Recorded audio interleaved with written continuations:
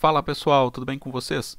No vídeo de hoje eu vou mostrar como montar uma carteira de dividendos do zero. Então aqui na capa do vídeo a gente já mostra aí 3 ações, mas eu montei aqui uma carteira com 10 ações que pagam bons dividendos e que pagam dividendos com recorrência. Esse foi um vídeo que deu bastante trabalho para fazer, então peço que você fique até o final do vídeo. Eu vou mostrar detalhes aí das 10 ações, vou mostrar como que fica a composição então por ação, por setor, e também vou mostrar aí o calendário de dividendos que essa carteira geraria, né? Para a gente ver que meses que receberia esses pagamentos aí de dividendos. Além disso, também vou mostrar no final lá o yield médio aí dessa carteira de dividendos. Então fiquem comigo até o final desse vídeo. E se você é novo ou nova aqui no canal, então por favor não perca tempo, aperte no botãozinho vermelho que tem aí embaixo, se inscreva no canal, porque se você tiver inscrito ou inscrita no canal, você não vai perder meus próximos vídeos, e eu faço vídeos diários como esse sobre investimentos, então você não vai perder meus próximos vídeos. Beleza, pessoal? Então, sem mais enrolação, sem mais delongas, vamos para o conteúdo do vídeo. E claro, esse conteúdo não é uma recomendação de compra ou de venda, né? Então, eu apenas compartilho meus estudos sobre investimentos com vocês. Isso aqui é um exemplo, né, de como montar uma carteira de dividendos partindo do zero. E quais são as premissas aqui desse vídeo, desse experimento, né, dessa exemplificação? Eu tentei variar entre os setores, então você não vai ver aí 50% da carteira, né, concentrada em setor financeiro, por exemplo, e é claro, busquei essa diversificação, mas é sempre bom lembrar que diversificação, obviamente, é muito importante, mas vem com o tempo. Então, eu pessoalmente acredito que eu errei, né, no começo ali, quando eu estava começando a investir, a fazer aportes pequenos, variados aí em muitas ações. Então, isso foi um erro que eu cometi na minha visão. Acho que o importante é começar acreditando numa ação, depois na segunda ação e assim por diante. E depois de um ano e pouco investindo, você vai ter a diversificação, né? E aqui nesse vídeo, né, eu não estou levando em consideração se as ações elas estão caras ou baratas. Eu estou focando em renda passiva, focando nos dividendos para exemplificar como criar uma carteira de dividendos do zero. Até porque, como eu falei, eu não posso fazer recomendação, né? Eu não sou analista CNPI, então o meu objetivo não é fazer recomendação, é apenas exemplificar. Então por isso que eu não estou levando tanto em consideração se as ações estão caras ou baratas. Estou apenas focando na renda passiva que essas ações podem gerar. E como eu falei, essa carteira aqui ela tem um total de 10 ações. Então a primeira ação que eu coloquei aqui seria a ação da B3, que ela paga um dividend yield aí aceitável, ali perto da casa dos 6%. É verdade que os resultados do segundo trimestre de 2022 não vieram tão bons, então nesse momento a B3 não deve pagar dividendos gordos, mas é uma empresa aí bem equilibrada, né, que tem o monopólio, né, do segmento aí no qual atua, e uma empresa que tem mais caixa do que dívida, com excelentes margens. Então por essa razão que eu coloquei a B3 aqui nessa carteira. Claro, não é nenhuma pechincha, a gente vê ali PL de 17, um EV/EBITDA de 10 vezes, mas botei a B3 porque ela paga aí com recorrência. Como a gente pode ver, ela tem uma política de pagamentos aí de anunciar em março, pagar em abril, de anunciar em junho, pagar em julho, anunciar em setembro e pagar em outubro, e anunciar em dezembro, pagar o dividendo em dezembro e o JCP em janeiro. Então a B3 ela tem aí uma recorrência interessante de pagamentos. E a segunda ação aqui que eu coloquei a do Banrisul. O Banrisul tem um histórico aí bom de dividendos, né? Dividend yield nos últimos 12 meses de quase 8%, uma ação aí que na minha visão tem um certo desconto aí, PVP de 0,53. Então é uma ação também bem interessante, com uma excelente qualidade de carteira de crédito. A gente pode ver pelo histórico aí de dividendos que, claro que volta e meia os dividendos são baixos, mas na maior parte do tempo aí dividendos aceitáveis na casa de 5, 6%, e nos últimos tempos aí com bons dividendos quase na casa dos 10%, agora quase na casa dos 8%.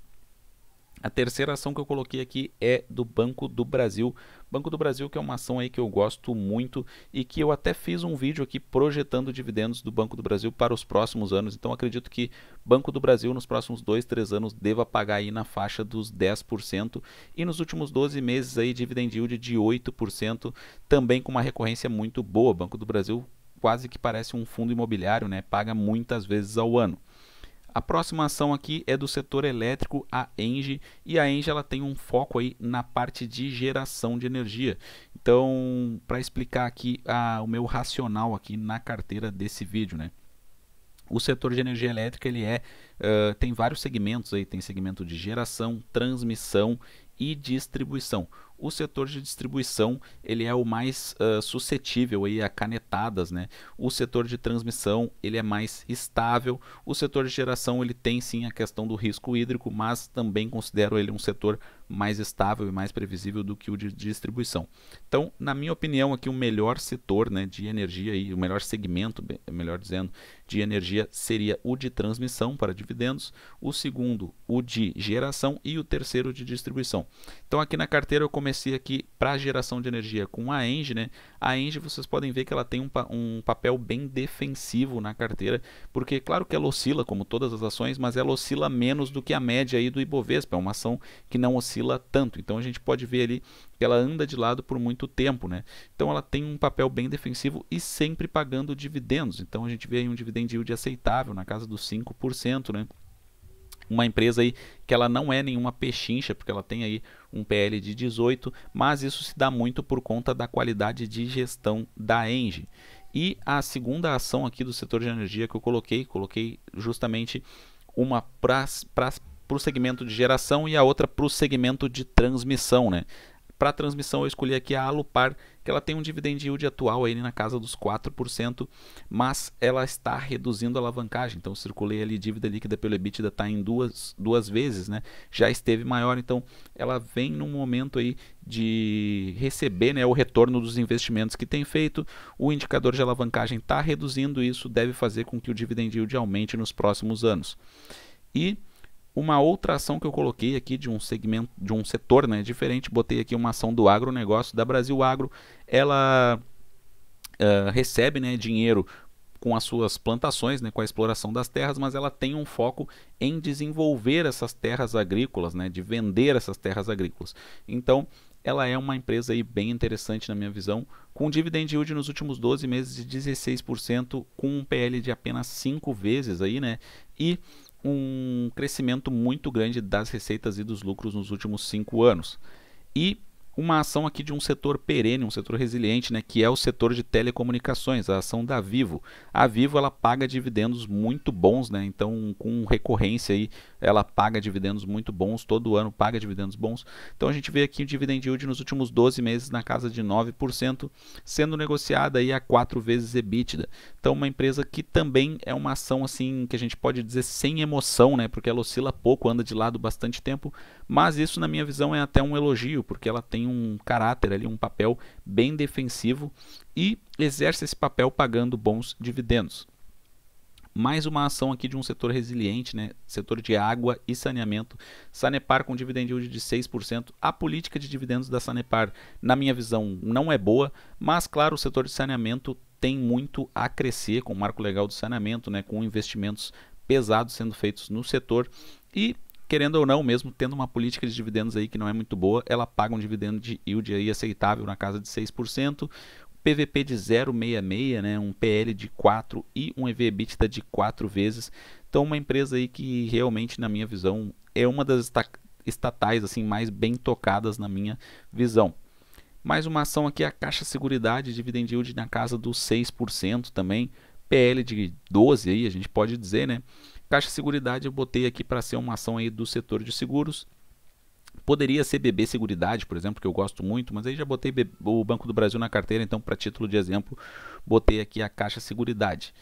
E a última ação aqui da carteira, né, seria aí a da Vibra Energia, VBBR, que é a antiga BR Distribuidora, né, é o fruto da privatização da BR Distribuidora. Ela tem aí uma projeção de dividendos interessantes também para os próximos anos.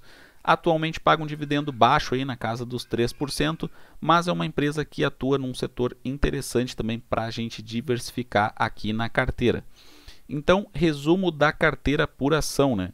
Então, 10 ações, cada ação aí com um peso aí de 10%, né? Resumo da carteira: B3SA 3, Banrisul, Banco do Brasil, ENGIE, Alupar, Agro, né, Brasil Agro, Vivo Telefônica, Sanepar, Caixa Seguridade e Vibra Energia.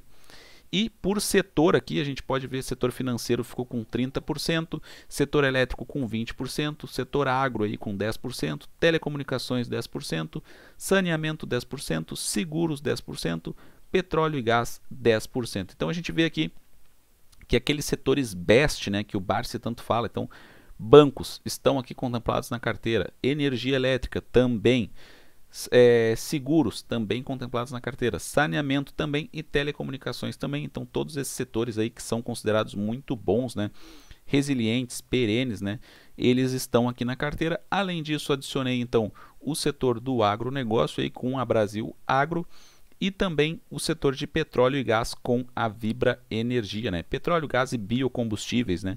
Então, porque o objetivo da Vibra Energia é se tornar uma empresa de energia completa, né? Eu tenho vídeos aqui dela no canal também. Então, 10% para esse setor. Então, uma carteira bem diversificada na minha visão. Claro que isso aqui vai muito conforme o investidor. Então, se o investidor pensa o seguinte, não, eu não quero 30% no setor financeiro, eu me sinto mais confortável com 20% no financeiro e 30% no elétrico. Claro, é possível mudar, eu coloquei ali uma ação de geração, outra de transmissão, daria para colocar mais uma de distribuição, por exemplo, Energias do Brasil é uma ação que eu gosto bastante, poderia sim tirar a B3, por exemplo, e colocar Energias do Brasil nessa carteira, né?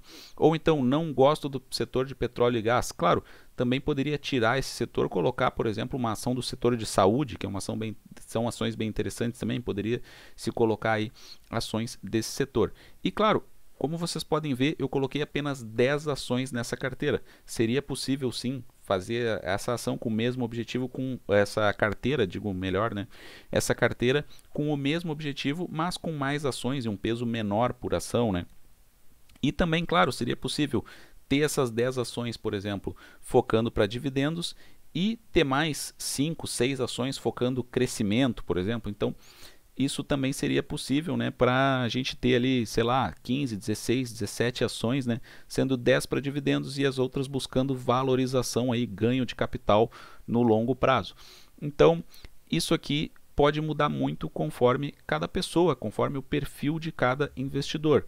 Mas o que eu busquei aqui no vídeo é criar ações aí com variedade, né, de setores, diversificação, ações de renda passiva, né, de dividendos, né, para criar ali na verdade fazer o papai com a mamãe, né, pessoal, criar ali uma parte mais defensiva da carteira e que gera renda passiva para depois sim explorar um pouco mais as ações de valorização, né.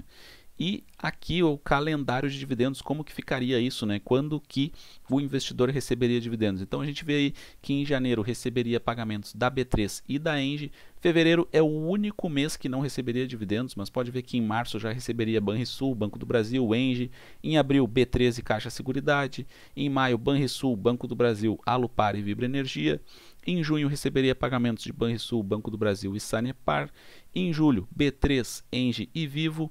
Agosto, Banco do Brasil, Alupar e Vibra Energia. Setembro, Banrisul e Banco do Brasil. Outubro, B3 e Vivo Telefônica.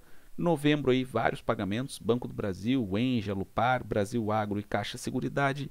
Em dezembro, B3, Banrisul, Banco do Brasil e Vibra Energia. Então a gente pode ver aqui que essa é uma carteira que teria uma grande diversificação de pagamentos ao longo do tempo. Apenas no mês de fevereiro, aí, que possivelmente não se receberia, né, pagamentos de dividendos. Mas claro, como a gente está falando, essa seria uma parte de dividendos da carteira. Pode ser que alguma ação de crescimento, de valorização, pague, né, em fevereiro. Então, se a gente for incrementar ali a carteira, colocar uma ação de valorização, pode ser que ela pague algum dividendo em fevereiro, mesmo que baixo. E também, se o investidor tem uma carteira de fundos imobiliários pagam dividendos todos os meses. Então, se tivesse ali, né, mais fundos imobiliários na carteira, com certeza receberia dividendos em fevereiro também. Então, ficaria o ano inteiro recebendo dividendos todos os meses.